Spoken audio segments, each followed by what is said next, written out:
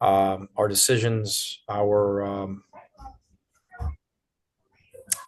carelessness with the ball at times, our ball toughness at times, our incorrect reads, in verse ball screen coverages. Florida did a really good job um, of running through passes and loading to the basketball and keeping pressure on the basketball. And at times we made the right reads and threw the right passes, but some of it is just accuracy. I mean, we threw a couple passes up into the stands. Um, just played rattled in the first 20. Starts with me. We've got to figure out what we're doing offensively because turnovers continue to kill us. I thought we were much better in the second half and I understand we're down. That Florida's got a sizable lead, but Florida continued to compete. I mean, they had a ton of offensive rebounds in the second half, continued to pressure and run, and we got better looks. Our spacing was better. We got it moving a little bit. We also had some ugly possessions, though, in the second half, too, where it was really stagnant, and we took some no-pass shots as we're trying something new. We're literally experimenting on the road in the middle of an SEC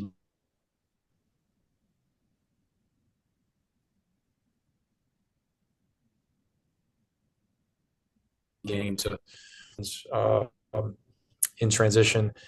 Um, and it was by far and away the key to the game for us was valuing the basketball, making good decisions, making simple plays, hitting singles, playing off of 2 feet, making two-hand passes, catching the ball with two hands. And we just didn't do that. So we'll get with our guys tomorrow. We'll continue to watch film. We'll continue to do ball handling drills and passing drills and figure out where we are in the court and who's where and what we're trying to accomplish collectively, offensively, because we're searching a little bit right now. Defensively, outside of defending, outside of some missed blockouts there in the second half, did some good things. Florida's really good. They're really good. But the game was over early. I hadn't been a part of many of those. Wasn't very fun. But that said, this league is what it is these days, and Florida's another really good team. I mean, we've lost to really good teams. Yeah. Again, quick follow up. That being said, everybody knows how tough the league is, but for your kids, you've got a lot of young players, on this team. How do you and your assistants now attempt to keep this from snowballing even further than what it already is? Well, again, we haven't just we don't have a bad loss. We just don't have a bad loss. So it's Mhm. not, if you lose to a couple mid majors at home, or you beat or excuse me, or even you lose on the road to a team that's just an inferior team to you. It's another story. But we've got losses to quad one teams. I mean, Mhm. just what it is. It's not We're not losing to quad three teams or even quad two teams. Um, so I mean, this same thing happened to Tennessee, right? I don't know what their final score was. It Mhm. was it was out of it was a sizable win by Florida, and Tennessee's a top 10 team in the country. So um, it's not about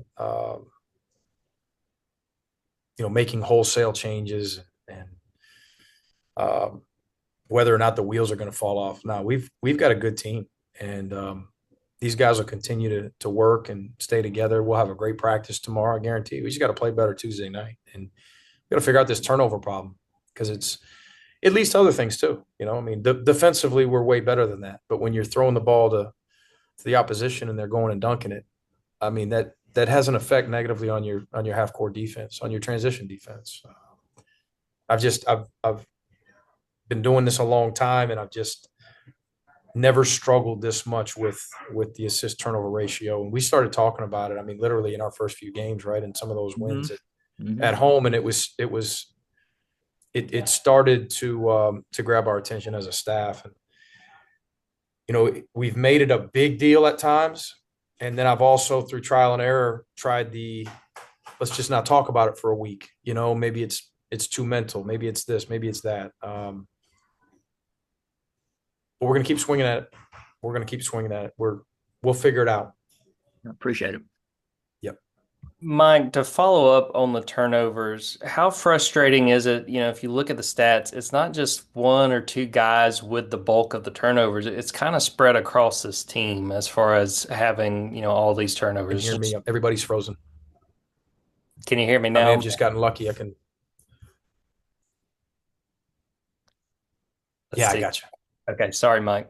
That's okay. Um, how frustrating is it that it's not just two or three guys we're talking about when it comes to the turnovers? You look at the first half, I think it was eight or nine, that it's spread across the entire team. It's not just one or two guys having turnover issues. Right. Um, yeah, it makes it more difficult for sure. It's a big challenge, but we've got to figure it out.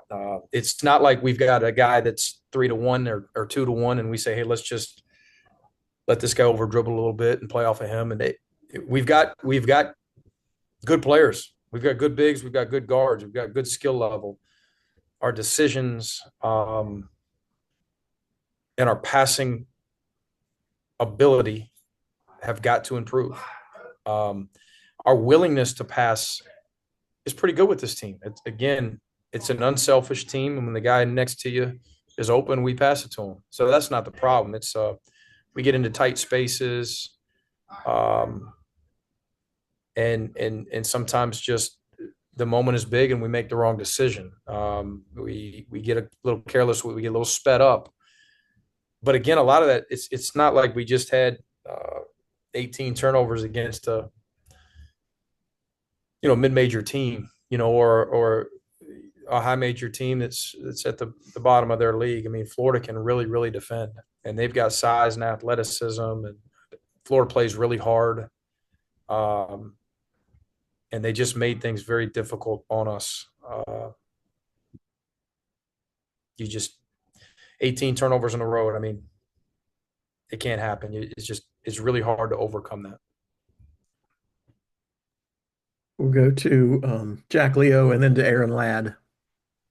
I'm just curious as well. Asa didn't get a basket until I think it was like the 15th minute, or sorry, the fifth, I should say the fifth minute of the second half there. What Yeah, did Florida do to really take him out of the game up to that point?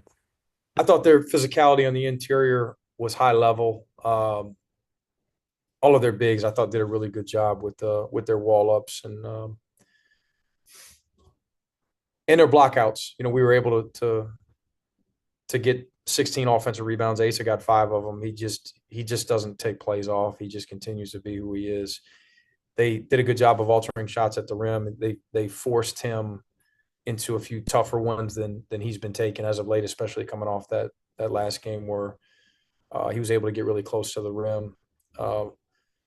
But I bet 4 out of his 5 3 looks were pretty good. If I go back and watch it, just guessing, I thought he had some good looks from the perimeter. That'll go in time, but some of that too, when you're down big, puts a little bit more pressure on you to make it at times. Where you're just really searching offensively, and he's a better shooter than that. Uh, you can't fault his effort. And I hadn't said that since June. He'll continue to fight and improve as a player. Coach, just very generally, how do you keep spirits up, 4-game losing streak? But you mentioned like searching a little bit offensively for the identity. Yeah, You're coming back home for this Tuesday game. How do you keep focused back on, hey, any one game can get us right back on track? yeah, that's already been addressed to our guys, and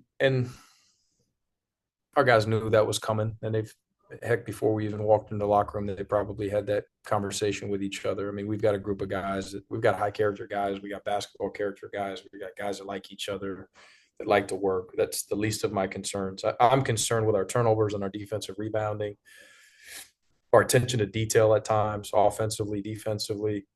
Um, but again, it's not a typical 4-game losing streak. It's just not. I mean, I'm the most disappointed guy in our locker room, and that's wearing the red and black today. It starts with me. That said, we've lost to really, really good teams, and we've lost to 3 of them on the road, or 4 of them on the road. You guys know better than I do, if I'm not mistaken. And then number 1 at home. And we've been had chances in all of them. Tennessee, we're up at half, and they got away from us. Excuse me, in the second half. This one is the outlier. This one got away from us early. Now, if we laid down and just didn't play with intensity the rest of the game, your antennas would go up, and you'd have concern about your response and that snowballing word, right? Or other concerns. But that wasn't the case tonight, and I don't anticipate that ever being the case with this team. These guys will get back to work tomorrow, and we'll be better on Tuesday. I'll be surprised if we're not. And we'll finish with Hank Tatum. It's kind of like you talked about. How important is it to get back in the win column on Tuesday, especially against the team like South Carolina that's struggled to this point in the SEC? Yeah, it's such a unique time in this league in the SEC. It's the best league in the history of college basketball, and so I know we say they've struggled because of the win-loss column, obviously, but if you look very closely, they've had chances, and I think all of them, if not almost all of them, they're really good. They're really good. They're not gonna have the live ball turnovers that we had tonight. They're just not. They've got good ball security. They've got a really good interior. They set great screens. They space you. They're going to sit down and guard you. They're going to be ultra physical. They're going to be prepared like every opponent in this league. And, we could reel off a few W's. South Carolina could reel off a few W's. Any team in this league is capable. So we're focused on tomorrow and playing well, not even the outcome right now. Like we've got to have a good day tomorrow. We've got to make better decisions tomorrow in practice. And then on Monday, we've got to move it.